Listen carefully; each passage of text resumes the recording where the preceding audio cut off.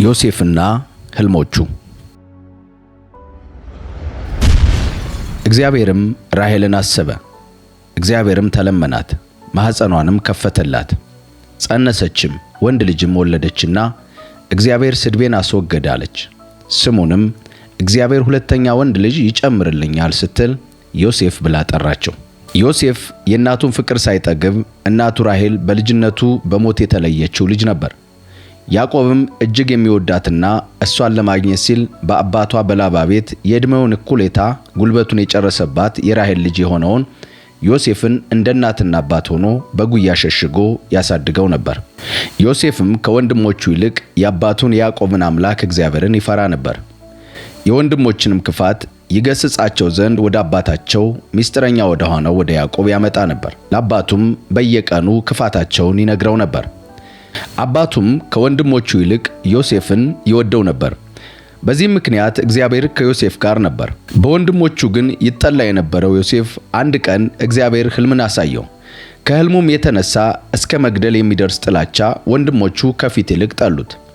በዛሬው መልእክታችን ስለ ዮሴፍ ሕልምና እንዴት እንደተፈጸመ፣ ስለ ሕልሙ ሲል ስለከፈለው እጅግ አስቸጋሪ ፈተናዎች፣ ዮሴፍ እንዴት ለእግዚአብሔርና ለሕልሙ ወይም ለጥሪው የጨከነ የእግዚአብሔር ሰው እንደነበርና በጉድጓድ በወንድሞቹ እስከ መጣል፣ ለሚዲያማውያን ነጋዴዎች በ20 ብር ከመሸጥ በግብፅ ጠቅላይ ሚኒስትር እስከ መሆን የተጓዘባቸውን መንገዶች እናያለን። ይህን ታሪክ እስከ መጨረሻው ከተከታተሉን ሕልማችሁንና የአገልግሎታችሁን ጥሪያችሁን እስከ ፍጻሜው ድረስ ይዞ ለመጓዝ ከእግዚአብሔር ዘንድ ጸጋና ኃይል ይሆንላችኋል። አብራችሁን ቆዩ።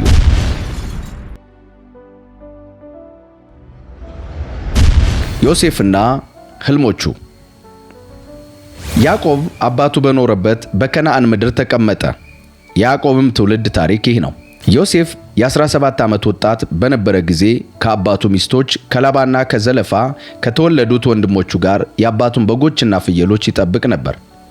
እርሱም ስለ ወንድሞቹ ድርጊት ለአባቱ መጥፎ ወሬ ይዞለት መጣ። እስራኤልም ዮሴፍን በስተርጅናው ስለወለደው ከልጆቹ ሁሉ አብልጦ ይወደው ነበር። በኅብረ ቀለማት ያጌጠ እጀ ጠባብም አደረገላት። ወንድሞቹም አባታቸው ከነሱ አብልጦ የሚወደው መሆኑን ሲያዩ ዮሴፍን ጠሉት። በቅን አንደበትም ሊያናግሩት አልቻሉም። ዮሴፍም ሕልም አለመ። ሕልሙንም ለወንድሞቹ ሲነግራቸው የባሰ ጠሉት። እርሱም እንዲህ አላቸው፣ ያየሁት ሕልም ልንገራችሁ፣ አድምጡኝ። እኛ ሁላችን በእርሻ ውስጥ ነዶ እናስር ነበር። የኔ ነዶ በድንገት ተነስታ ቀጥ ብላ ቆመች። የእናንተም ነዶዎች ዙሪያዋን ከበው ለኔ ነዶ ሰገዱላት። ወንድሞቹም ለካስ በላያችን ለመንገሥ ታስባለህና ለመሆኑ አንተ የኛን ልትገዛ አሉት። ስለ ሕልሙና ስለ ተናገረው ቃል ከፊት ይልቅ ጠሉት። እንደገናም ሌላ ሕልም አለመ። ለወንድሞቹም እነሆ ሌላ ሕልም አለምሁ፣ ፀሐይና ጨረቃ 11 ከዋክብት ሲሰግዱልኝ አየሁ ብሎ ነገራቸው። ሕልሙንም ለአባቱና ለወንድሞቹ በነገራቸው ጊዜ አባቱ ይህ ያየኸው ሕልም ምንድን ነው? እኔና እናትህ ወንድሞችህም በፊትህ ወደ ምድር ተጎንብሰን በእርግጥ ልንሰግድልህ ነውን? ሲል ገሰጸው። ወንድሞቹም ቀኑበት። አባቱ ግን ነገሩን በልቡ ያዘው። ወንድሞቹ ዮሴፍን ሸጡት። ከዚህም በኋላ የዮሴፍ ወንድሞች የአባታቸውን በጎችና ፍየሎች ለማሰማራት ወደ ሴኬም አካባቢ ሄዱ። እስራኤልም ዮሴፍን እንደምታውቀው ወንድሞችህ መንጎችን በሴኬም አካባቢ አሰማርተዋል፣ በል ተነስ፣ ወደ እነርሱ ልላክህ አለው። ዮሴፍም ይሁን እሺ አለ። ያዕቆብም ሄደ ወንድሞችን መንጎችንም ደህና መሆናቸውን አይተህ ወሬያቸውን አምጣልኝ አለው። ከኬብሮንም ሸለቆ ወደ ሴኬም ላከው። ዮሴፍም ሴኬም በደረሰ ጊዜ ሜዳ ላይ ወዲያና ወዲህ ሲባዝን አንድ ሰው አግኝቶ ምን ትፈልጋለህ ሲል ጠየቀው። ዮሴፍም ወንድሞቼን እፈልጋለሁ አለው። መንጎቻቸውን የት እንዳሰማሩ ልትነግረኝ ትችላለህ አለው። ሰውየውም ከዚህ ሄደዋል፣ ደግሞም ወደ ዶታይን እንሂድ ሲሉ ሰምቻቸዋለሁ አለው። ከዚህም ዮሴፍ ወንድሞቹን ፍለጋ ሄደ። ዶታይን አቅራቢም አገኛቸው። ወንድሞቹም ዮሴፍ ወደ እነርሱ ሲመጣ በሩቅ አዩት። ወደ ነበሩበትም ስፍራ ከመድረሱ በፊት ሊገድሉት ተማከሩ። እነርሱም እንዲህ ተባባሉ፣ ያ ሕልም አላሚ መጣ፣ ኑ እንግደለውና ከጉድጓዶች በአንድ ውስጥ እንጣለው፣ ከዚያም ክፉ አውሬ ነጥቆ በላው እንላለን፣ እስኪ ሕልሞቹ ሲፈጸሙ እናያለን ተባባሉ። ሮቤል ግን ይህንን ምክር ሲሰማ ከእጃቸው ሊያድነው ፈለገ። እንዲህም አለ፣ ሕይወቱ በእጃችን አትለፍ፣ የሰው ደም አታፍስሱ። እዚህ በምድረ በዳ ጉድጓድ ውስጥ ጣሉት እንጂ እጃችሁን አታንሱበት። ሮቤል ይህንን ያለው ሕይወቱን ከእጃቸው አትርፎ ወደ አባቱ ሊመልሰው አስቦ ነበር። ወደ ጉድጓድ ጣሉት። ጉድጓዱም ውሃ የሌለበት ደረቅ ነበር። ምግባቸውን ለመብላት ተቀመጡ። አሻግረው ሲመለከቱ ከገለዓድ የሚመጡ እስማኤላውያን ነጋዴዎች የግመል ጓዝ አዩ። ነጋዴዎችም ሽቶ፣ በለሳ፣ ከርቤ በግመሎቻቸው ጭነው ወደ ግብፅ የሚሄዱ ነበሩ። ይሁዳም ወንድሞቹን እንዲህ አላቸው፣ ወንድማችንን መግደልና አሟሟቱን መደበቅ ምን ይጠቅመናል? ከዚህ ይልቅ ለእስማኤላውያን ነጋዴዎች እንሽጠው፣ እጃችንን ግን በእርሱ ላይ አናንሳ። ምንም ቢሆን ወንድማችን ሥጋችን ነው። ወንድሞቹም በይሁዳ ሐሳብ ተስማሙ። የምድያም ነጋዴዎች እነርሱ ዘንድ እንደደረሱ ወንድሞች ዮሴፍን ከጉድጓድ አውጥተው ለእስማኤላውያን በ20 ጥሬ ብር ሸጡላቸው። እነርሱም ዮሴፍን ወደ ግብፅ ወሰዱት። ሮቤል ወደ ጉድጓዱ ተመልሶ ሲያይ ዮሴፍን በማጣቱ ልብሱን በሐዘን ቀደደ። ወደ ወንድሞቹም ተመልሶ ብላቴናው ጉድጓድ ውስጥ የለም፣ የት አባቴ ልሄድ አለ። ከዚያም ዮሴፍን እጀ ጠባብ ወሰዱ። አንድ ፍየልም አርደው እጀ ጠባቡን በደሙ ነከሩት። በኅብር ቀለማት ያጌጠችውን እጀ ጠባብ ወደ አባታቸው ወስደው ይህን ወድቆ አገኘ ነው፣ የልጅህ እጀ ጠባብ መሆን አለመሆኑን እስኪ ለየው አሉት። እርሱም ልብሱን አውልቆ ይህማ የልጅ እጀ ጠባብ ነው፣ ክፉ አውሬ በልቶታል፣ በእርግጥም ዮሴፍ ተቦጫጭቋል አለ። ከዚህም በኋላ ያዕቆብ ልብሱን ቀደደ፣ ማቅም ለብሶ ስለ ልጁ ብዙ ቀን አለቀሰ። ወንድሞቹና ሴቶች ልጆችም ሁሉ ሊያጽናኑት መጡ። እርሱ ግን ሊጽናና ባለመቻሉ በሐዘን እንደ ተኮራመትኩ ልጄ ወዳለበት መቃብር ወርዳለሁ አለ። ስለ ልጁም አለቀሰ። በዚህም ጊዜ የምድያም ነጋዴዎች ዮሴፍን ወደ ግብፅ ወሰዱት። ከፈርዖን ሹማምንት አንዱ ለነበረው ለዘበኞች አለቃ ለጲጢፋራ ሸጡት። ዮሴፍና የጲጢፋራ ሚስት። በዚህ ጊዜ ዮሴፍ ወደ ግብፅ ተወስዶ ነበር። ከፈርዖን ሹማምንት አንዱ የሆነው የዘበኞች አለቃ ግብፃዊ ጲጢፋራ ወደዚህ ከወሰዱት ከእስማኤላውያን ነጋዴዎች እጅ ገዛው። እግዚአብሔርም ከዮሴፍ ጋር ነበር፣ ኑሮም ተቃናለት። እርሱም በግብፃውያን አሳዳሪው ቤት ኖረ። አሳዳሪውም እግዚአብሔር ከእርሱ ጋር እንዳለና ሥራውም ሁሉ እንደተከናወነለት ባየ ጊዜ ዮሴፍ በእርሱ ዘንድ ሞገስ አገኘ፣ የቅርብ አገልጋዩም ሆነ። ጲጢፋራ በቤቱ ላይ ሾመው፣ ያለውንም ሀብት ሁሉ በኃላፊነት ሰጠው። ዮሴፍ በጲጢፋራ ቤትና ባለው ሀብት ሁሉ ላይ ከተሾመ ጊዜ ጀምሮ እግዚአብሔር የግብፃውያን ቤት ባረከው። የእግዚአብሔርም በረከት በግቢም በውጭም ባለው የጲጢፋራ ሀብት ንብረት ላይ ሆነ። ስለዚህም ጲጢፋራ ባለው ሁሉ ላይ ስልጣን ሰጠው። የቀረበለትን ከመመገብ በስተቀር ማናቸውንም ጉዳይ በዮሴፍ ላይ ጥሎ ነበር። ዮሴፍ ጥሩ ቁመና ያለውና መልከ መልካም ነበር። እያደር የጌታው ሚስት ዓይኗን ጣለችበት። አፍ አውጥታም አብረኸኝ ተኛ አለችው። እርሱ ግን ፈቃደኛ አልሆነም። እንዲህም አላት፣ ጌታዬ ያለውን ሀብት ሁሉ በኃላፊነት ስለሰጠኝ በቤቱ ሁሉ ስላለው ሁሉ ምንም የሚያውቀው ነገር የለም። በዚህ ቤት ላይ ከኔ የሚበልጥ ኃላፊነት ያለው ማንም የለም። እርሱ ያልሰጠኝ ነገር ቢኖር አንቺም ብቻ ነው፣ ያውም ሚስቱ ስለሆንሽ ነው።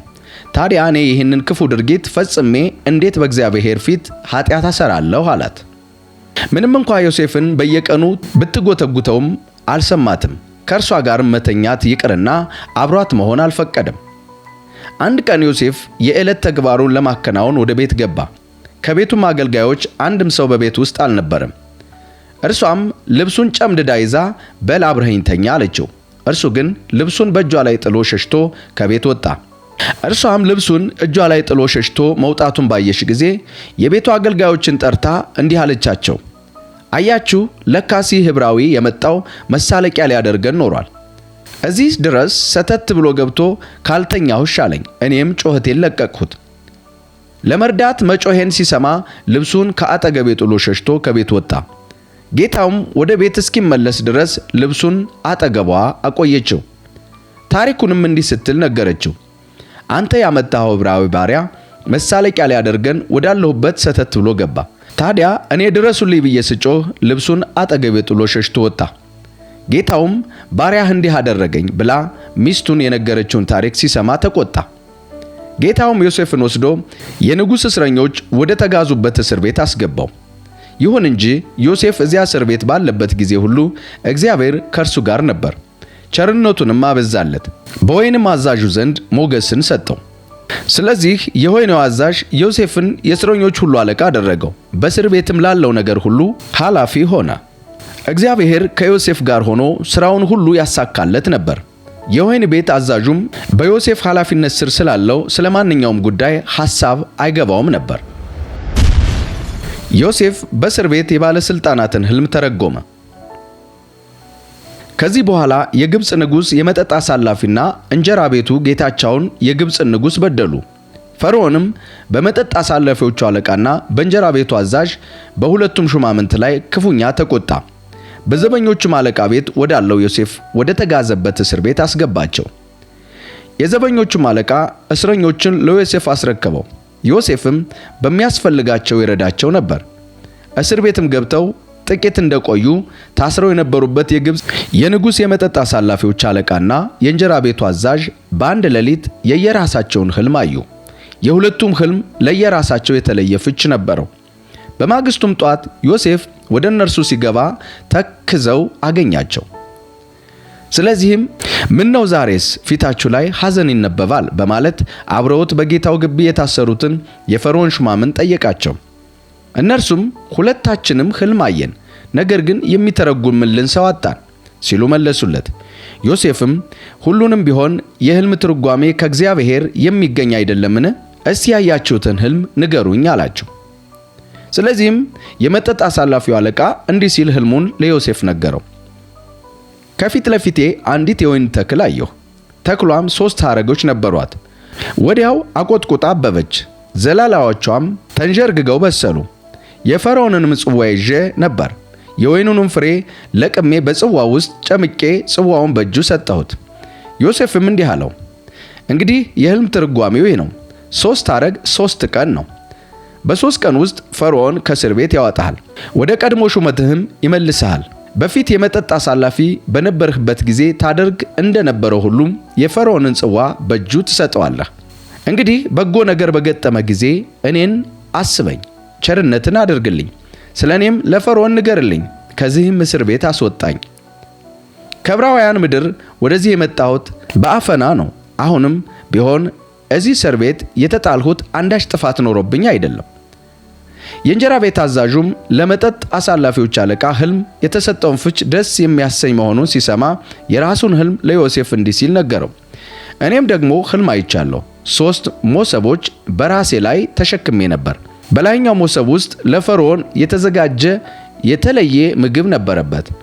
ወፎችም ራሴ ላይ ካለው መሶብ ይበሉ ነበር። ዮሴፍም እንዲህ መለሰለት፣ የሕልሙ ፍቺ ነው። 3 መሶብ 3 ቀን ነው። በ3 ቀን ውስጥ ፈርዖን ከእስር ቤት ያወጣሃል፣ በእንጨትም ላይ ይሰቅልሃል፣ ወፎችም ሥጋህን ይበሉታል አለው።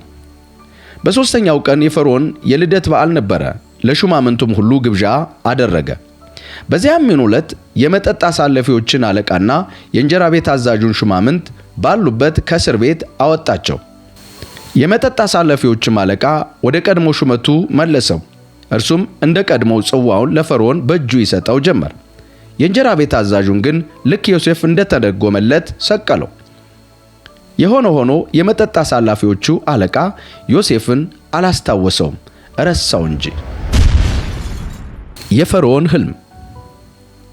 ድፍን 2 ዓመት ካለፈ በኋላ ፈርዖን ሕልም አለመ። በሕልሙም በአባይ ወንዝ ዳር ቆሞ ነበር። እነሆም መልካቸው ያማረ ሥጋቸው የወፈረ 7 ላሞች ከወንዙ ወጥተው በወንዙ ዳር የበቀለውን ሳር ይበሉ ጀመር።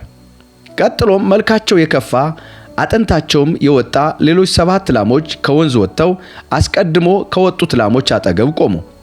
እነዚህ መልካቸው የከፋና አጥንታቸው የወጣ ላሞች እነዚያን ያማሩ የወፈሩ ላሞች ሲወጧቸው አየ። ከዚያም ፈርዖን ከእንቅልፉ ነቃ። ፈርዖንም እንደገና እንቅልፍ ወስዶት ሳለ ሌላ ሕልም አየ። በሕልሙም በአንድ የእህል አገዳ ላይ ፍሬያቸው የተንዠረገገና ያማረ 7 የእሸት ዘለላዎች ሲወጡ አየ። ከዚያም የቀጨጨና በምስራቅ ነፋስ ተመተው የደረቁ 7 የእሸት ዘለላዎች ወጡ። የቀጨጩትም የእሸት ዘለላዎች ፍሬያቸው የተንዠረገገውን 7 ያማሩ ዘለላዎች ዋጧቸው። በዚህ ጊዜ ፈርዖን ከእንቅልፉ ነቃ።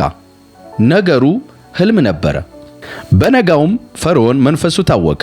ስለዚህም በግብፅ አገር ያሉት አስማተኞችና ጥበበኞች በሙሉ አስጠርቶ ሕልሞቹን ነገራቸው። ይሁን እንጂ ሕልሞቹን ሊተረጉሙለት የቻለ አንድ ሰው አልነበረም።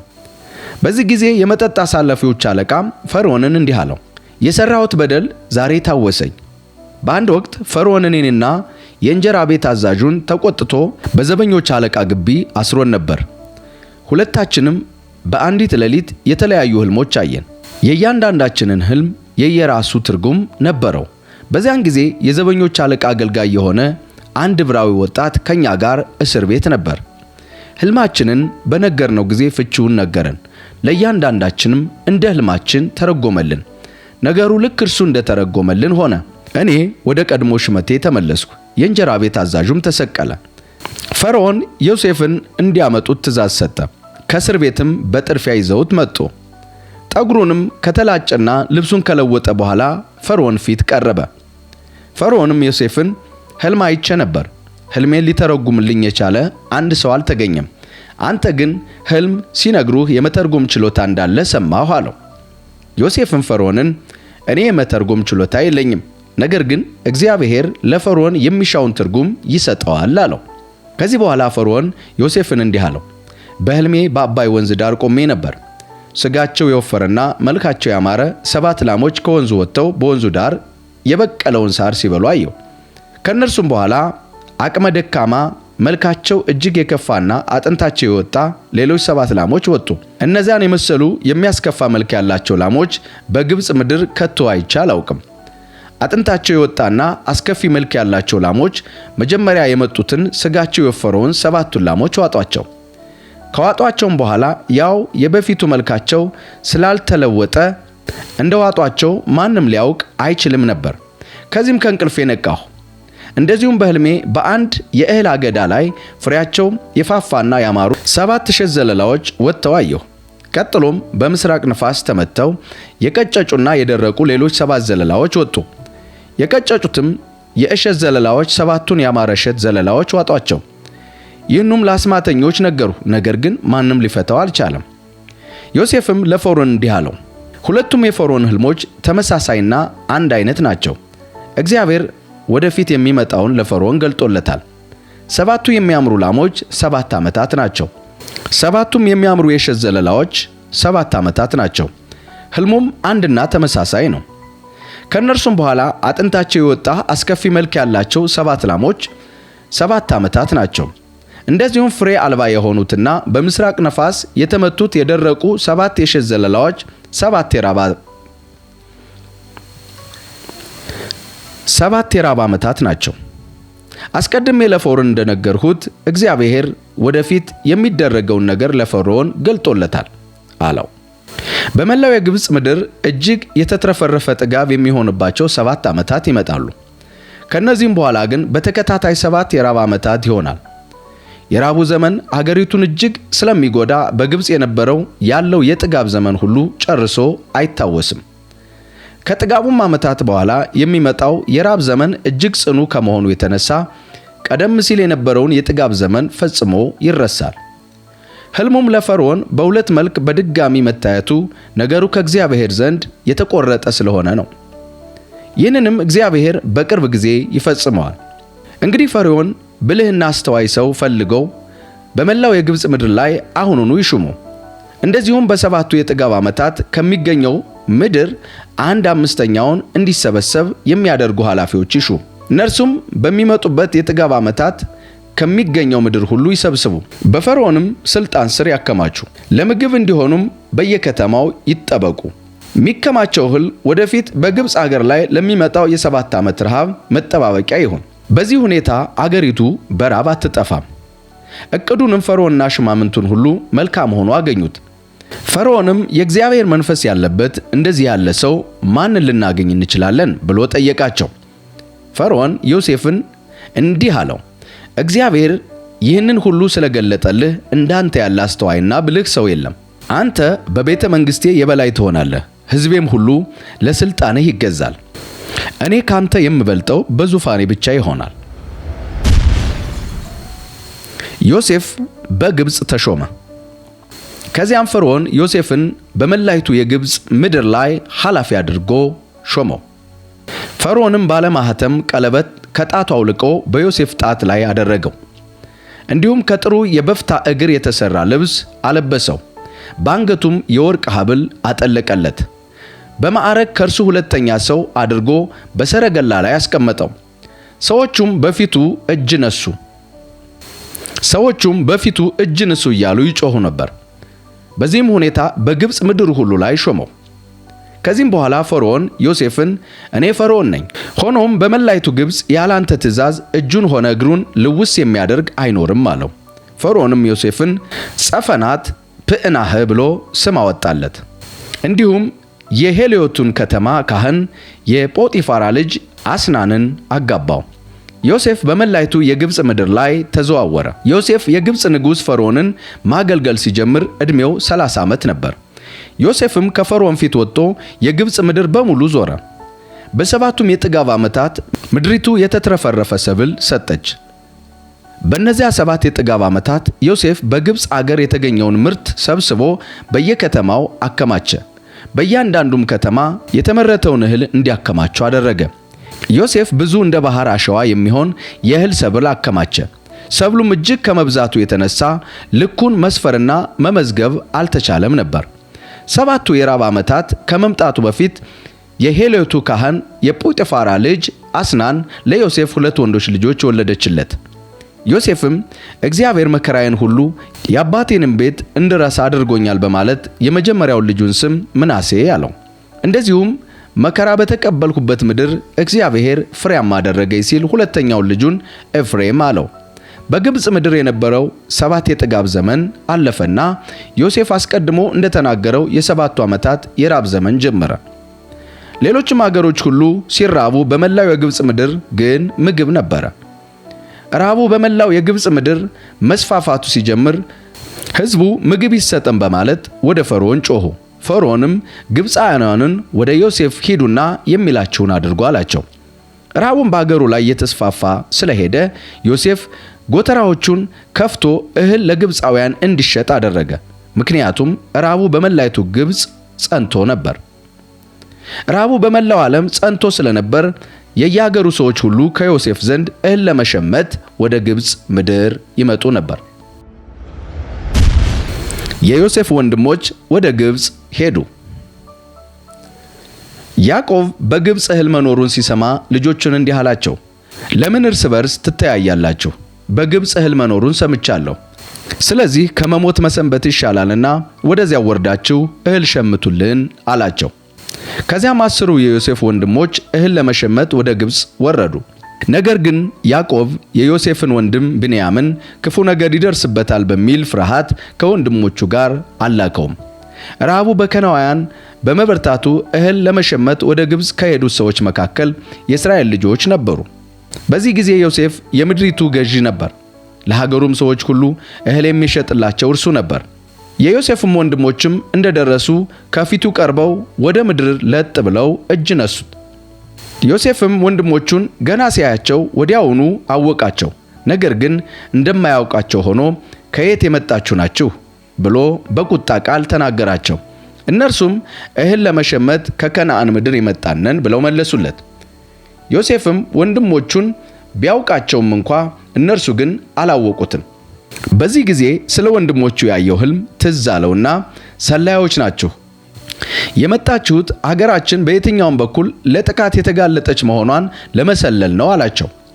እነርሱ ግን እንዲህ አሉት፣ ጌታችን ሆይ እንዲህስ አይደለም፣ አገልጋዮችህ የመጣ ነው እህል ለመሸመት ነው። ሁላችንም የአንድ አባት ልጆች ነን። አገልጋዮችህ የታመንን ሰዎች እንጂ ሰላዮች አይደለንም።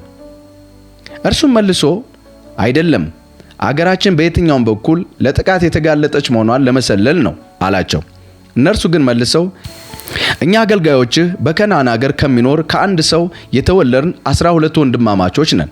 ትንሹ ወንድማችን አባታችን ዘንድ ሲሆን አንዱ ግን የለም አሉት። ዮሴፍም እንዲህ አላቸው፣ ነገርኋችሁ እኮ ሰላዮች ናችሁ። ታናሽ ወንድማችሁ እዚህ እስካልመጣ ድረስ ከዚህ ንቅንቅ እንደማትሉ በፈርዖን ስም እምላለሁ። ማንነታችሁ የሚረጋገጠው በዚህ ነው። በሉ ከናንተ አንዱን ላኩና ወንድማችሁን ይዞ ይመለስ። የቀራችሁት ግን የተናገራችሁትን ቃል እስኪረጋገጥ ድረስ እስር ቤት ትቆያላችሁ። እንደተናገራችሁት ካልሆነ ግን በፈርዖን ስም እምላለሁ ሁላችሁም ሰላዮች ናችሁ አላቸው። ሁሉንም 3 ቀን በእስር አቆያቸው። በ3ኛው ቀን ዮሴፍ እንዲህ አላቸው፣ እኔ እግዚአብሔርን ስለምፈራ እንዲህ በማድረግ ሕይወታችሁን አትርፉ። ታማኝ ሰዎች ከሆናችሁ ከመካከላችሁ አንዱ እዚህ እስር ቤት ይቆይ። የቀራችሁት ግን ለተራቡ ቤተሰቦቻችሁ እህል ትወስዱላችኋላችሁ። ታናሽ ወንድማችሁ ግን ይዛችሁ መምጣት አለባችሁ። በዚህም የተናገራችሁት ቃል እውነተኝነት ይረጋገጣል፣ እናንተም ከመሞት ትተርፋላችሁ። እነርሱም ይህንኑ ለመፈጸም ተስማሙ። እርስ በርሳቸውም ይኸው በወንድማችን ላይ ባደረስነው በደል ምክንያት ቅጣታችን እየተቀበልን ነው። እርሱ እንደዚያ ተጨንቆ ስለ ሕይወቱ ሲማጠነን እኛ አልሰማነውም ነበር። ይህ መከራ የደረሰብን በዚሁ ምክንያት ነው ተባባሉ። ሮቤል መልሶ በዚህ ልጅ ላይ ክፉ ነገር አታደርጉ ብዬ አልነገርኋችሁምን? እናንተ ግን አልሰማችሁኝም። ስለዚህ ደሙ ከእጃችን ይፈለጋል አላቸው። ዮሴፍ የሚነጋገራቸው በአስተርጓሚ ስለሆነ የሚነጋገሩትን እንደሚሰማ አላወቁም ነበር። ከፊታቸውም ዘወር ብሎ አለቀሰ። ከዚያም ወደ እነርሱ ተመልሶ እንደገና አነጋገራቸው። ስምዖንም ከነሱ ለይቶ ዓይናቸው እያየ አሰረው። በስልቻቸውም እህል እንዲሞሉላቸው ብሩንም በእያንዳንዱ ሰው ስልቻ ውስጥ መልሰው እንዲያስቀምጡና ለጉዟቸው ስንቅ እንዲያዘጋጁ ዮሴፍ ትእዛዝ ሰጠ። ይህም ከተደረገላቸው በኋላ እህላቸውን በአህዮቻቸው ጭነው ጉዟቸውን ቀጠሉ። በመንገድም ለአዳር ሰፍረው ሳሉ ከነርሱ አንዱ ከያዘው እህል ላይ ለአህያው ለመስጠት ስልቻውን ሲከፍት በስልቻው አፍ ላይ ብሩን አገኘው። እርሱም ወንድሞቹን አረ ብሬ ተመልሶልኛል፣ ይህ ስልቻዬ ውስጥ አገኘሁት አላቸው። ሁሉም ልባቸው በድንጋጤ ተሞልቶ እየተንቀጠቀጡ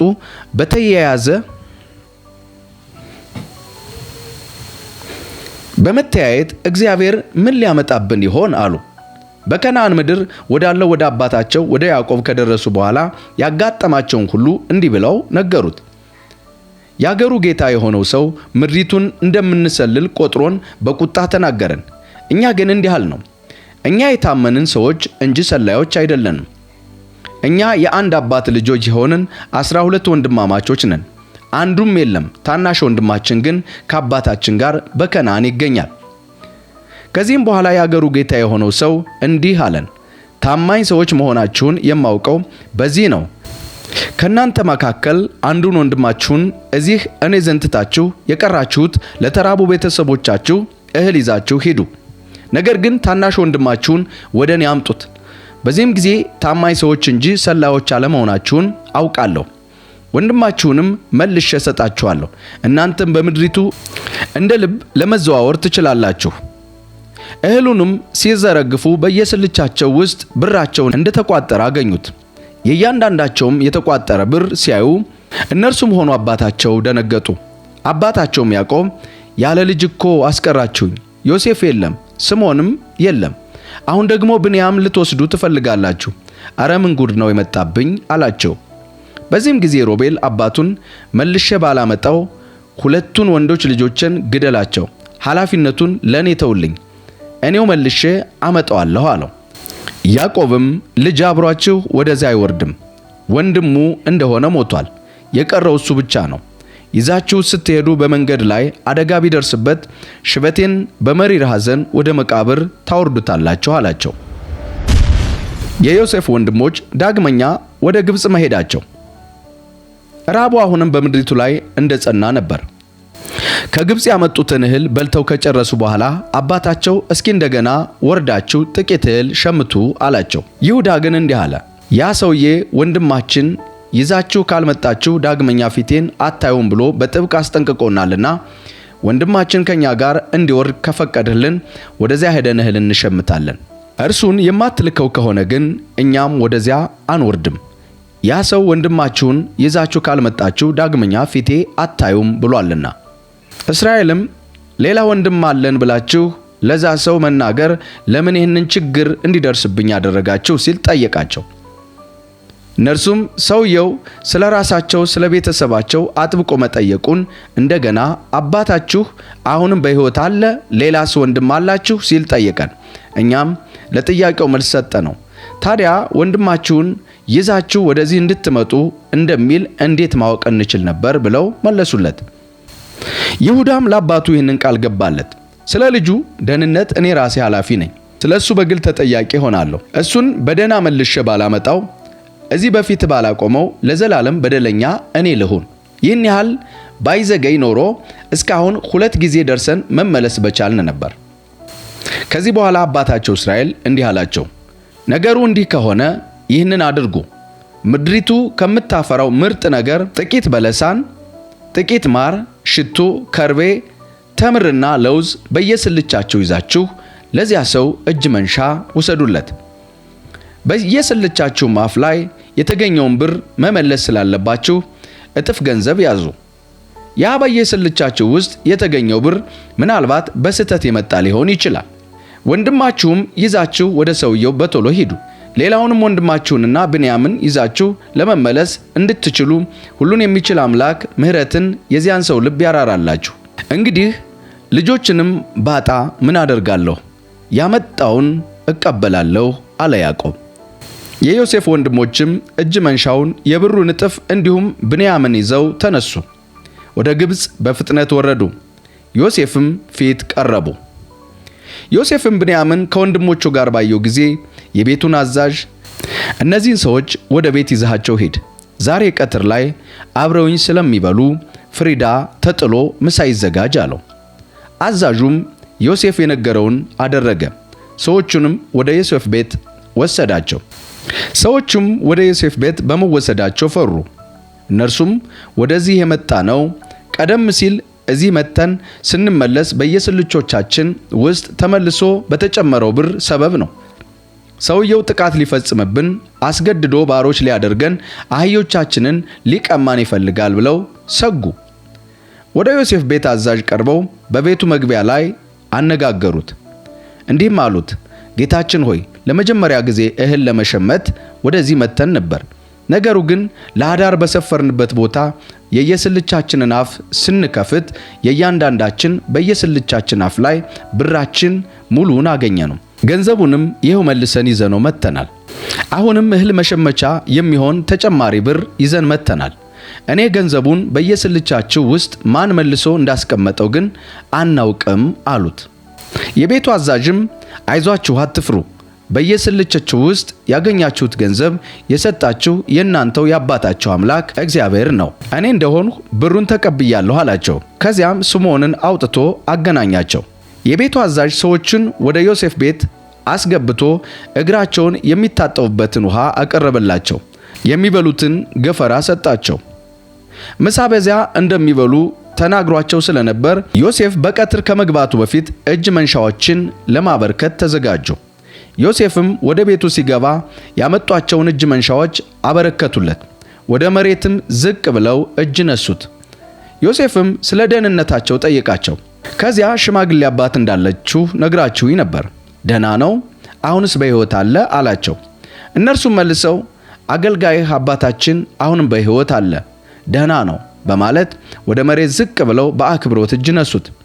ዮሴፍ በዓይኑ ሲቃኝ የእናቱን ልጅ ብንያምን አየና ያ የነገራችሁኝ ታናሽ ወንድማችሁ ይህ ነው ብሎ ጠየቃቸው። ብንያምንም ልጄ እግዚአብሔር ይባርክህ አለው።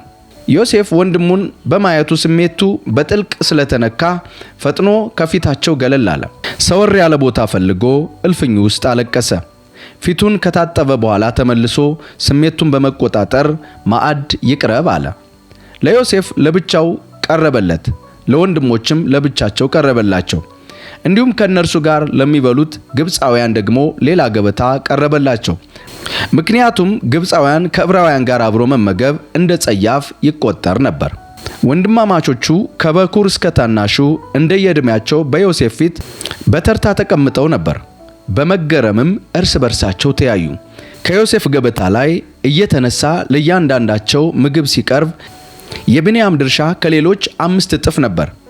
እነርሱም እንዲህ ባለ ሁኔታ አብረውት ተደሰቱ፣ እስኪረኩም ጠጡ። የብር ዋንጫ በስልቻ ውስጥ ተገኘ። ከዚህ በኋላ ዮሴፍ ለቤቱ አዛዥ እንዲህ ሲል መመሪያ ሰጠው። የሰዎቹ ስልቻ የሚይዘውን ያህል እህል እንዲሁም ብር በየስልቻቸው አፍ ክተተው። ከዚያም የብር ዋንጫውን በታናሹ ወንድማቸው ስልቻ አፍ ከእህሉ ጋር ጨምረው። አዛዡም ዮሴፍ እንዳለው አደረገ። ጎህ ሲቀድ ሰዎቹ ከነአህዮቻቸው ተሸኙ። ከከተማው ምንም ያህል ርቀት ሳይሄዱ ዮሴፍ የቤቱን አዛዥ እንዲህ አለው፣ እነዚያን ሰዎች ተሎ ድረስባቸውና ለበጎ ነገር ስለምን ክፉ መለሳችሁ? ይህ ጌታዬ የሚጠባበቅበት የተሰወረ ነገር የሚያውቅበት ጽዋ አይደለምን? የፈጸማችሁ ድርጊት ክፉ ነው በላቸው። የቤቱ አዛዥም እንደደረሰባቸው ልክ እንደተባለው ተናገራቸው። እነርሱ ግን እንዲህ አሉት፣ ጌታችን እንዲህ ያለ ነገር ለምን ይናገራል? እኛ አገልጋዮችህ እንዲህ ያለውን ነገር አናደርገውም። ከዚህ ቀድሞም በየስልቾቻችን አፍ የተገኘውን ብር ከከነዓን እንኳ መልሰን አምጥተናል። ታዲያ አሁን ብር ወይም ወርቅ ከጌታ ቤት እንዴት እንሰርቃለን? የጠፋው ዕቃ ከአገልጋዮችህ የተገኘበት ይሙት፣ የቀረነው የጌታችን ባሮች እንሆን። እርሱም መልካም ነው እንዳላችሁ ይሁን። ጽዋው የተገኘበት ሰው ባሪያዬ ይሆናል፣ የቀራችሁት ግን ከበደል ነጻ ትሆናላችሁ አላቸው። እያንዳንዱ ሰው ጭነቱን ወዲያው አራግፎ ስልቻውን ፈታ። ከዚያም አዛዡ ፍተሻውን ከታላቅ ጀምሮ እስከ ታናሹ ድረስ ቀጠለ። በመጨረሻም ጽዋው በብንያም ስልቻ ውስጥ ተገኘ። በዚህ ጊዜ ልብሳቸውን በሐዘን ቀደዱ። ሁሉም ስልቾቻቸውን በየአህዮቻቸው ጭነው ወደ ከተማይቱ ተመለሱ።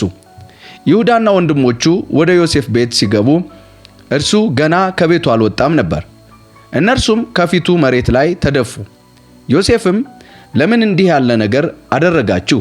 እንደኔ ያለ ሰው ስውር ነገርን የሚያውቅበትን ልዩ ጥበብ እንዳለው አታውቁምን? ሲል ጠየቃቸው። ይሁዳም ከእንግዲህ ለጌታችን ምን ማለት እንችላለን? ምንስ እንመልሳለን? እንዲህ ካለው በደል ንጹሕ መሆናችንን ማስረዳትስ እንዴት ይቻለናል? እግዚአብሔር የእኛን የአገልጋዮችህን በደል ገልጧል። ከእንግዲህ ጽዋው የተገኘበት ብቻ ሳይሆን ሁላችንም ባሮች ነን አለ። ዮሴፍም ይህንስ ፈጽሞ አላደርገውም፣ ባሪያዬ የሚሆነው ጽዋው የተገኘበት ሰው ብቻ ነው። የቀራችሁት በሰላም ወደ አባታችሁ ተመለሱ አላቸው። ይሁዳም ወደ ዮሴፍ ቀረብ ብሎ ጌታዬ ሆይ፣ እኔ አገልጋይህ አንዲት ቃል ብቻ ልናገር። አንተም የፈርዖንን ያህል የከበርህ ስለሆንህ እባክህ እኔን አገልጋይህን አትቆጣ። ጌታዬ አባት ወይም ወንድም አላችሁ ብሎ አገልጋዮቹን ጠይቆን ነበር። እኛም አሁን ሽማግሌ አባት አለን። አባታችን በስተርጅና የወለደው ትንሽ ልጅ አለው። ወንድምየው ሞቷል። ከአንድ እናት ከተወለዱ ልጆች መካከል የተረፈው እርሱ ብቻ ነው። አባቱን በጣም ይወደዋል ብለንህ ነበር። ከዚያም አንተ አገልጋዮችህን እንዳየው ወደ እኔ አምጡት አልህ። እኛም ለጌታዬ ልጁ ከአባቱ ሊለይ አይችልም፣ ከተለየው ደግሞ አባትየው ይሞታል አልንህ። አንተ ግን እኛን አገልጋዮችን ታናሽ ወንድማችሁ አብራችሁ ወደዚህ ካልመጣ ዳግመኛ ፊቴን አታዩም አልኸን።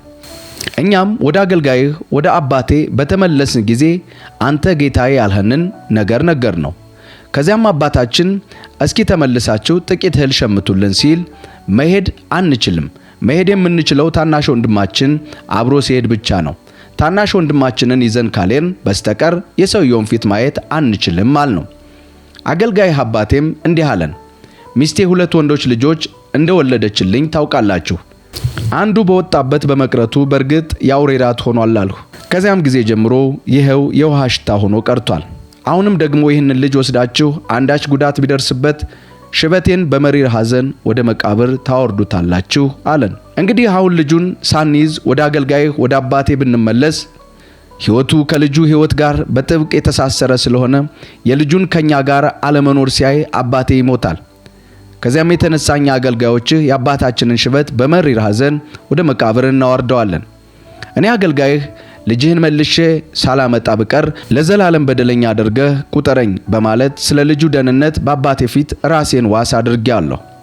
ስለዚህ አሁንም አገልጋይህ በልጁ ፋንታ ያንተ የጌታዬ ባሪያ ሆኖ እዚህ ልቅር፣ ልጁ ግን ከወንድሞቹ ጋር ይመለስ። ልጁንም ሳይዝ እንዴት ተመልሼ ወደ አባቴ ቤት እሄዳለሁ? ፈጽሞ አላደርገውም። እባክህ በአባቴ ላይ የሚደርሰውን መከራ እንዳይ አታድርገኝ በማለት ዮሴፍን ተማጸነው። ዮሴፍ ለወንድሞቹ ራሱን ገለጠላቸው። በዚህ ጊዜ ዮሴፍ አጠገቡ በነበሩት ሰዎች ፊት ስሜቱን ሊታገስ ባለመቻሉ እዚህ ያሉትን ሰዎች በሙሉ አስወጡልኝ ብሎ ጮኸ። ስለዚህም ዮሴፍ ራሱን ለወንድሞቹ በገለጠበት ጊዜ ከነርሱ ጋር ሌላ ማንም ሰው አልነበረም። ዮሴፍም ድምፁን ከፍ አድርጎ በማልቀስ ግብፃውያኑ ሰሙት። ወሬውም ወደ ፈርዖን ቤት ሰዎች ደረሰ። ዮሴፍም ወንድሞቹን እኔ ዮሴፍ ነኝ፣ ለመሆኑ አባቴ እስካሁን በሕይወት አለ ሲል ጠየቃቸው። ወንድሞቹ ግን በፊቱ ተደናግጠው ስለነበር መልስ ሊሰጡት አልቻሉም። ዮሴፍም ወንድሞችን እስቲ ወደ እኔ ቀረብ በሉ አላቸው። ወደ እነርሱም በቀረቡ ጊዜ እንዲህ አለ፣ ወደ ግብፅ የሸጣችሁኝ ወንድማችሁ እኔ ዮሴፍ ነኝ። አሁንም በመሸጣችሁ አትቆጩ፣ በራሳችሁ አትዘኑ። ምክንያቱም እግዚአብሔር በሕይወት ለማዳን ሲል ከእናንተ አስቀድሞ እኔን ወደዚህ ልኮኛል። በምድር ላይ ራብ ከገባ ይሄው 2 ዓመት ሆነ። ከዚህም በኋላ የማይታረስባቸውና ሰብል የማይሰበሰብባቸው 5 ዓመታት ገና አሉ። ነገር ግን እግዚአብሔር ሕይወታችሁን በታላቅ ማዳን ለመታደግና ዘራችሁን ከምድር ላይ እንዳይጠፋ በማሰብ ከእናንተ አስቀድሞ ወደዚህ ላከኝ። ስለዚህ አሁን ወደዚህ የላከኝ እግዚአብሔር እንጂ እናንተ አይደላችሁም። እርሱም ለፈርዖን እንደ አባት በቤት ንብረቱ ላይ ጌታ እንዲሁም በግብፅ ምድር ላይ ገዢ አደረገኝ። አሁንም በፍጥነት ወደ አባቴ ተመልሳችሁ እንዲህ በሉት፣ ልጅ ዮሴፍ እንዲህ ይላል፣ እግዚአብሔር የመላው ግብፅ ጌታ አድርጎኛል። ስለዚህ ሳትዘገይ ወደ እኔ ና።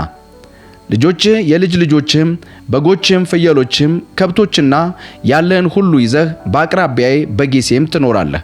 ገና ወደፊት የሚመጣ የ5 ዓመት ራብ ስላለ በዚህ የሚያስፈልጋችሁን እኔ እሰጣችኋለሁ።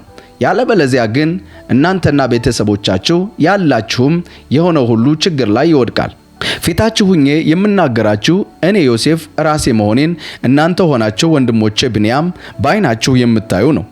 በግብፅ ስላለ ክብርና ስላያችሁት ሁሉ ለአባቴ ንገሩት። አባቴም በፍጥነት ይዛችሁ ነው። ከዚያም በወንድሙ በብንያም አንገት ላይ ተጠምጥሞ አለቀሰ። ብንያምም አለቀሰ፣ ዮሴፍም አቀፈው። የቀሩትንም ወንድሞቹም አንድ ባንድ እየሳማ አለቀሰ። ከዚያም ወንድሞቹ ከእርሱ ጋር መጨዋወት ጀመሩ። የዮሴፍ ወንድሞች መምጣት በፈርዖን ቤት መንግሥት በተሰማ ጊዜ ፈርዖንና ሹማምንቱ ሁሉ ደስ አላቸው። ፈርዖንም ዮሴፍን እንዲህ አለው፣ ለወንድሞችህ እንዲህ ብለህ ንገራቸው፣ እንዲህ አድርጉ፣ አህዮቻችሁን ጭናችሁ ወደ ከነዓን ምድር ተመለሱ። ከዚያም አባታችሁና ቤተሰቦቻችሁን ይዛችሁ ወደ እኔ ኑ። እኔም እጅግ ለም ከሆነው የግብፅ ምድር እሰጣችኋለሁ። በምድሪቱም በረከት ደስ ብሏችሁ ትኖራላችሁ። ደግሞም እንዲህ ብለህ እዘዛቸው፣ ይህን አድርጉ፣ ከግብፅ ምድር ልጆቻችሁንና ሚስቶቻችሁን የምትጓዙበትን ሰረገላዎች ወስዳችሁ አባታችሁን ይዛችሁ ነው። ስለ ንብረታችሁ ምንም አታስቡ። ከግብፅ ምድር እጅግ ለም የሆነው የእናንተ ይሆናል። የእስራኤል ልጆች ይህንን አደረጉ። ዮሴፍም ፈርዖንም ባዘዘው መሠረት ሰረገላዎችን አቀረበላቸው፣ የመንገድም ስንቅ አዘጋጀላቸው። ለእያንዳንዳቸውም 2 የክት ልብስ ሰጣቸው። ለብንያም ግን 300 ጥሬ ብርና 5 የክት ልብስ ሰጠው። ለአባቱም በግብፅ ምድር ከሚገኘው የተመረጠ ነገር በ10 አህዮች እንደዚሁም ከመንገዱ ስንቅ የሚሆን እህል፣ ዳቦና ሌላ ምግብ በ10 እንስሶች አህያ አስጭኖ ሰደደለት። ከዚህም በኋላ ወንድሞቹን አሰናበታቸው። ከእነርሱም ሲሰናበቱ መንገድ ላይ እንዳትጣሉ አላቸው። እነርሱም ከግብፅ ወጥተው በከነዓን ምድር ወደሚኖረው ወደ አባታቸው ወደ ያዕቆብ መጡ። አባታቸውንም እነሆ ዮሴፍ በሕይወት አለ፣ እንዲያውም በግብፅ ሀገር ሁሉ ላይ ገዥ ሆኗል ብለው ነገሩት። ያዕቆብም በድንጋጤ ክው አለ፣ ሊያምናቸውም አልቻለም። ነገር ግን ዮሴፍ የነገራቸውን ሁሉ ሲያጫውቱትና እርሱንም ወደ ግብፅ ለማጓጓዝ ዮሴፍ የላከለትን ሰረገላዎች ሲያይ የአባታቸው የያዕቆብ መንፈስ ታደሰ። ከዚያም እስራኤል ልጄ ዮሴፍ በሕይወት አለ? ከመሞቴ በፊት ሄጄ ልየው አለ። ያዕቆብ ወደ ግብፅ ሄደ። እስራኤልም ጓዙን ሁሉ ጠቅልሎ ተነሳ። ቤርሳቤህም ሲደርስ ለአባቱ ለይስሐቅ አምላክ መሥዋዕት ሰዋ። እግዚአብሔርም ሌሊት በራእይ ለእስራኤል ተገልጦ ያዕቆብ ያዕቆብ ብሎ ጠራው። እርሱም እነሆኝ አልሁ አለ። እግዚአብሔርም እንዲህ አለው፣ እኔ የአባትህ አምላክ እግዚአብሔር ነኝ። ወደ ግብፅ ለመውረድ አትፍራ፣ በዚያም ታላቅ ሕዝብ አደርግሃለሁና አብሬህ ወደ ግብፅ እወርዳለሁ፣ ከዚያም መልሼ አመጣሃለሁ። የዮሴፍ የራሱ እጆችም ዓይኖችህን ይገጥሟቸዋል። ከዚህ በኋላ ያዕቆብ ከቤርሳቤ ተነሳ። የእስራኤል ወንዶች ልጆቹም አባታቸው ያዕቆብን ልጆቻቸውና ሚስቶቻቸውን ፈርዖን ለያዕቆብ በላከላቸው ሰረገላዎች ላይ አወጣቸው። ከብቶቻቸውንና በከነዓን ምድር ያፈሩትን ሀብት ንብረታቸውን ይዘው ያዕቆብና ዘሮቹ በሙሉ ወደ ግብፅ ወረዱ። ከያዕቆብ ጋር ወደ ግብፅ የሄዱት የገዛ ዘሮቹ ብዛት 66 ሲሆን ይህ ቁጥር ግን የልጆቹ ሚስት አይጨምርም። ዮሴፍ በግብፅ የወለዳቸው 2 ልጆች ጨምሮ ወደ ግብፅ የወረዱት የያዕቆብ ቤተሰብ ቁጥር 70 ነበር። ያዕቆብም ወደ ጌሴም ለመሄድ መመሪያ ይቀበል ዘንድ ይሁዳን አስቀድሞ ወደ ዮሴፍ ላከው። እነርሱም ጌሴም ሲደርሱ ዮሴፍ ሰረገላውን አዘጋጅቶ አባቱን እስራኤልን ለመቀበል ወደ ጌሴም አመራ። ዮሴፍ አባቱ ዘንድ እንደደረሰ አንገቱ ላይ ተጠምጥሞ ለረጅም ጊዜ አለቀሰ። እስራኤልም ዮሴፍን በሕይወት መኖርህን ስላየሁ ከእንግዲህ ብሞት አይቆጨኝም አለው። ከዚህ በኋላ ዮሴፍ ወንድሞቹንና የእናቱን ቤተሰቦች እንዲህ አላቸው፣ ወደ ፈርዖን ወጥቼ አናግረዋለሁ፣ እንደዚህም እለዋለሁ፣ በከነዓን ምድር የሚኖሩ ወንድሞቼና የአባቴ ቤተሰቦች ወደ እኔ መጥተዋል። ሰዎቹ ከብት የሚጠብቁ ስለሆኑ እረኞች ናቸው። ሲመጡም በጎቻቸውን፣ ፍየሎቻቸውንና ከብቶቻቸውን እንዲሁም ያላቸውን ሁሉ ይዘው መጥተዋል። ፈርዖን አስጠርቷቸው ስራችሁ ምንድነው ብሎ ቢጠይቃችሁ እናንተ እኛ ባሮችህ ስራችን ከልጅነታችን ጀምሮ ልክ እንደ አባቶቻችን ከብት ማርባት ነው ብላችሁ መልሱለት። ከዚያም ግብፃውያን ከብት አርቢዎች እንደ ጸያፍ ስለሚቆጠሩ በጌሴም ምድር እንድትኖሩ ይፈቅድላችኋል አላቸው። ዮሴፍ ወደ ፈርዖን ሄዶ አባቴና ወንድሞቼ በጎቻቸውን፣ ፍየሎቻቸውም እንዲሁም ያላቸውን ሁሉ ይዘው ከከነዓን አገር መጥተው በጌሴም ሰፍረዋል አለው። ከወንድሞቹም መካከል 5ቱን መርጦ ፈርዖን ፊቱ አቀረባቸው። ፈርዖን የዮሴፍን ወንድሞች ስራችሁ ምንድነው ሲል ጠየቃቸው። እነርሱም ፈርዖንን እኛ አገልጋዮችህ ልክ እንደ አባቶቻችን ከብት አርቢዎች ነን አሉት። ደግሞም በከነዓን ምድር ራቡ እጅግ የጸና በመሆኑ በጎችና ፍየሎችን የሚሰማሩበት በማጣታችን ለጊዜው እዚህ ለመኖር መጥተናል። አሁንም ባሮችህ በጌሴም ምድር እንድንኖር እንድትፈቅድልን እንለምንሃለን አሉት። ፈርዖንም ዮሴፍን እንዲህ አለው፣ አባትን ወንድሞችን ወደ አንተ መጥተዋል። የግብፅ ምድር እንደሆነ በእጅህ ነው። አባትንና ወንድሞችን ምርጥ በሆነው ምድር አስቀምጣቸው፣ በጌሴም ይኑሩ። ከመካከላቸው ልዩ ችሎታ ያለው መኖራቸውን የምታውቅ ከሆነ የከብቶች ኃላፊዎች አድርጋቸው። ከዚህም በኋላ ዮሴፍ አባቱን ያዕቆብን ቤተ መንግሥት አስገብቶ በፈርዖን ፊት አቀረበው። ያዕቆብም ፈርዖንን ከመረቀ በኋላ ፈርዖን ለመሆኑ ዕድሜህ ምን ያህል ነው ሲል ያዕቆብን ጠየቀው። ያዕቆብም ለፈርዖን በምድር ላይ በእንግድነት ያሳለፍኩት ዘመን 130 ዓመት ነው። ይህም አባቶቼ በእንግድነት ከኖሩበት ዘመን ጋር ሲነጻጸር አጭር ነው፣ ችግር የበዛበት ነበር ሲል መለሰለት። ከዚያም ያዕቆብ ፈርዖንን መርቆ ተሰናብቶ ወጣ። ዮሴፍም አባቱንና ወንድሞቹም በግብፅ እንዲኖሩ አደረገ። ፈርዖን በሰጠው ትእዛዝ መሰረት ምርጥ ከሆነው ምድር ራምሴን በርስትነት ሰጣቸው። ዮሴፍ ለአባቱ ለወንድሞቹና ለመላው የአባቱ ቤተሰቦች በልጆቻቸው ቁጥር ልክ ቀለብ እንዲሰፈርላቸው አደረገ። የራቡ ዘመንና የዮሴፍ አመራር። በመላው ምድር እህል ባለመኖሩ ራቡ እየጸና ሄደ። ከዚህም የተነሳ ግብፅና ከነዓን በራብ እጅግ ተጎዱ። ዮሴፍ የግብፅና የከነዓን ሰዎች እህል በመሸመት የከፈሉትን ገንዘብ ሁሉ ሰብስቦ ወደ ፈርዖን ቤተ መንግሥት አስገባ። የግብፅና የከነዓን ሕዝቦች ገንዘባቸው ባለቀ ጊዜ ግብፃውያን ሁሉ ወደ ዮሴፍ ቀርበው የምንበላው እህል ስጠን፣ ገንዘባችን አልቋልና በዓይንህ ያየ እንዴት በራብ እንለቅ አሉ። ዮሴፍም ከብቶቻችሁን አምጡ፣ ገንዘባችሁ ካለቀ በከብቶቻችሁ ለውጥ እህል እሰጣችኋለሁ አለ። ስለዚህም ከብቶቻቸውን ወደ ዮሴፍ አመጡ። እርሱም በፈረሶቻቸው፣ በበጎቻቸው፣ በፍየሎቻቸው፣ በከብቶቻቸውና በአህዮቻቸው ለውጥ እህል ሰጣቸው። በከብቶቻቸውም ልዋጭ ባገኙት ምግብ የዚያን ዓመት ረሃብ እንዲወጡ አደረገ። ያም ዓመት ካለፈ በኋላ ሕዝቡ በሚቀጥለው ዓመት ደግሞ ወደ ዮሴፍ መጥተው እንዲህ አሉት፣ እንግዲህ የጌታችን የምንለምነው ምን ነገር የለም፣ ገንዘባችን አልቋል፣ ከብቶቻችንም አስረክበናል። እንግዲህ ለጌታችን የምንሰጠው ከመሬትና ከኛ ከራሳችን በስተቀር አንዳች ነገር የለም አሉት። ታዲያ እያየህን እንዴት እንለቅ? መሬታችንስ ለምን ጠፍ ሆኖ ይቅር?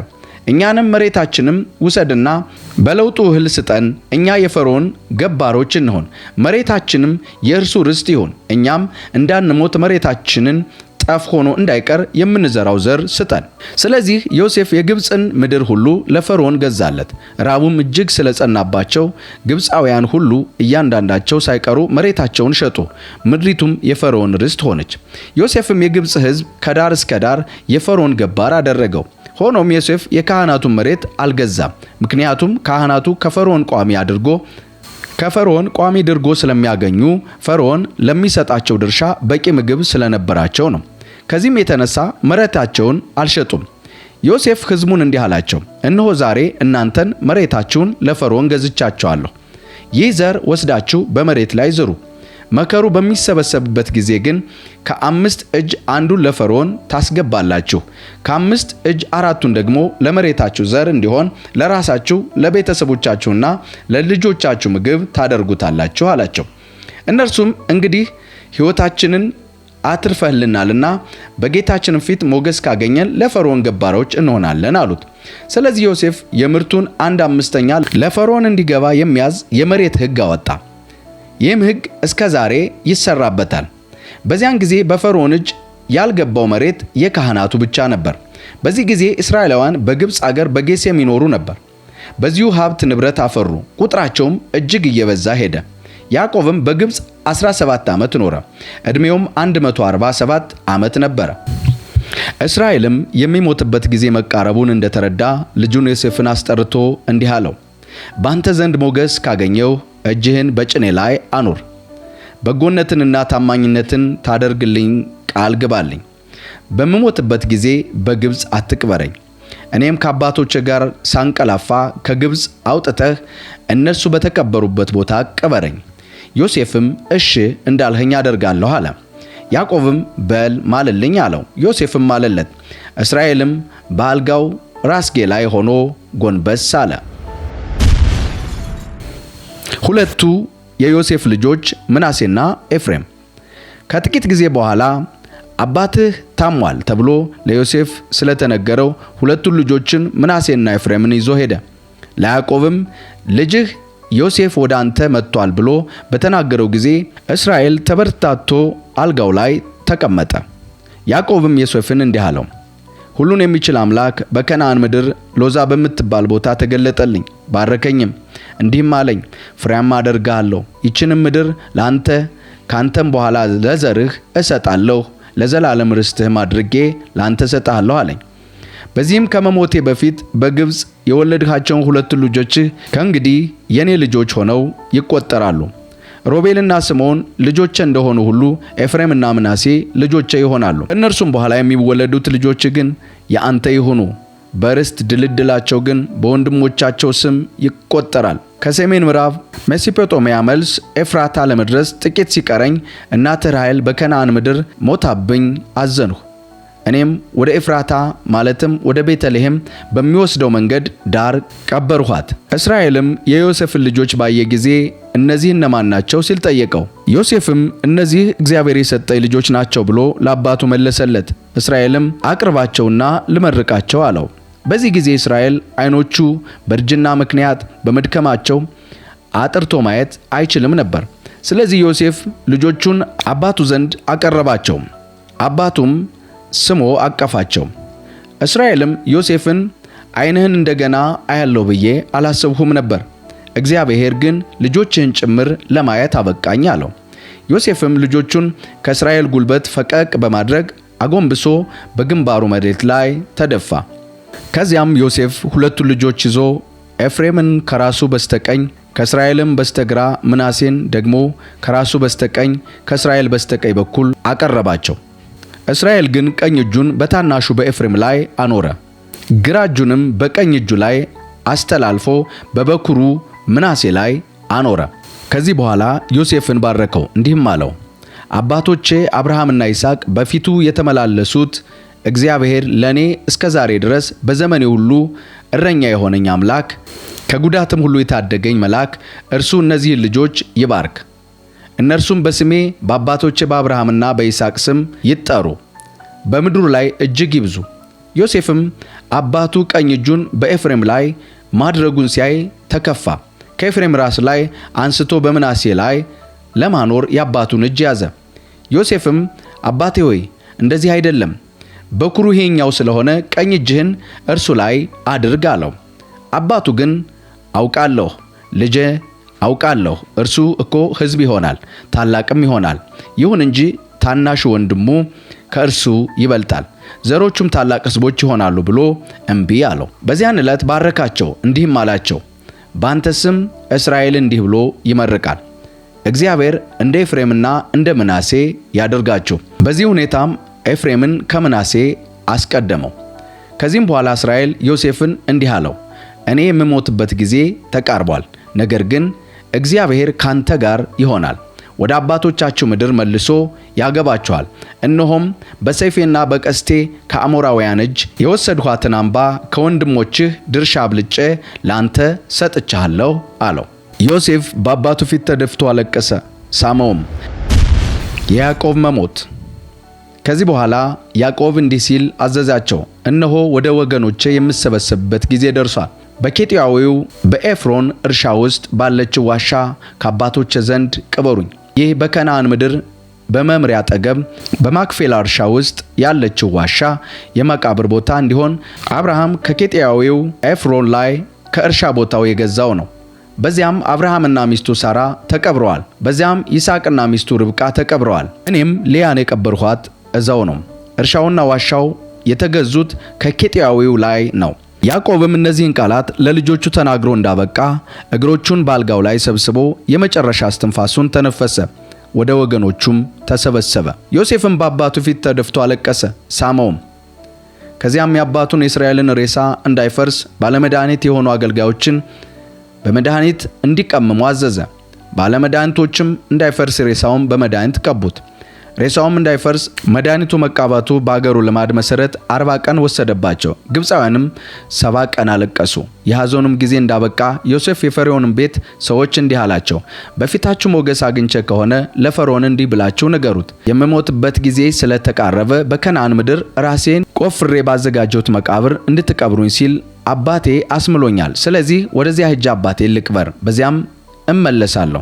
ፈርዖንም ባስማለ መሰረት እንዲህ አባትህን ቅረብ አለው። ከዚያም ዮሴፍ አባቱን ለመቅበር ወጣ።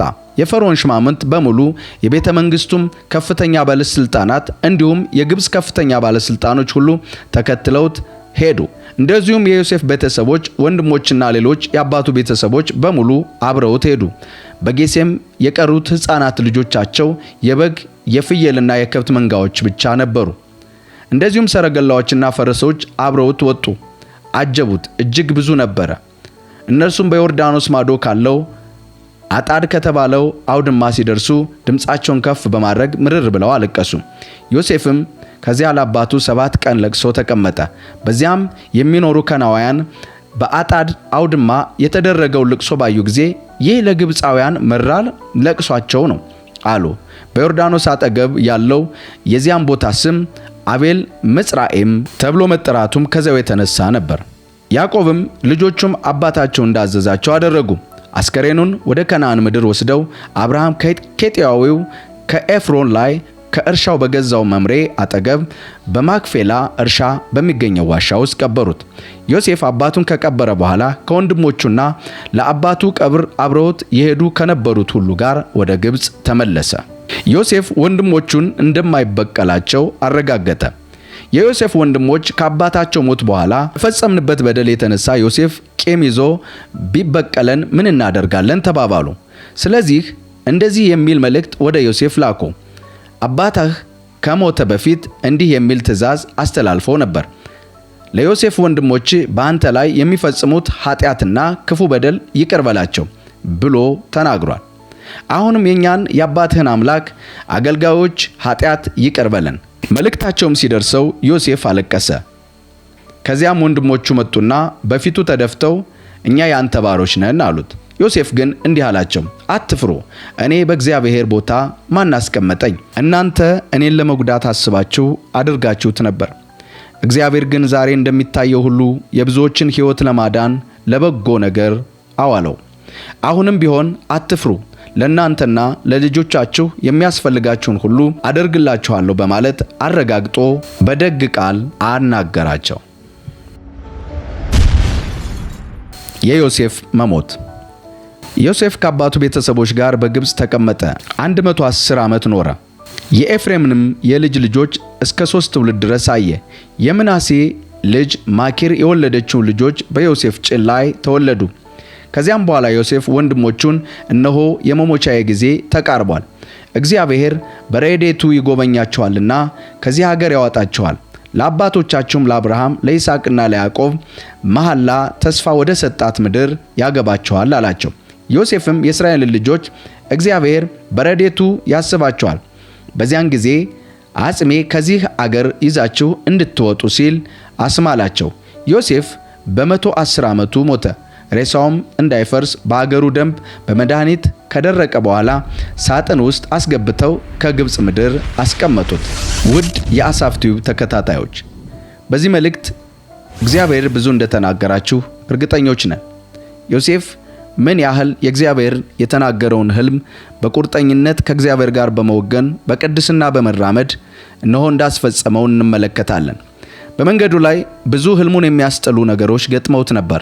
ነገር ግን ዮሴፍ እግዚአብሔር የተናገረውንና ያሳየውን ህልም በልቡ አጥብቆ በመያዝ እግዚአብሔር ሲፈጽምለት ተመልክተናል። ዛሬም እያንዳንዳችን እግዚአብሔር በብዙ መንገድ የተናገረን በተለያየ ጊዜ መልእክት አለን። የመጀመሪያውና ዋነኛው ነገር እኛ ክርስቲያኖች ልንወርስ የተጠራናት ሰማያዊት ኢየሩሳሌም አለችን። ጸጋ ይብዛላችሁ።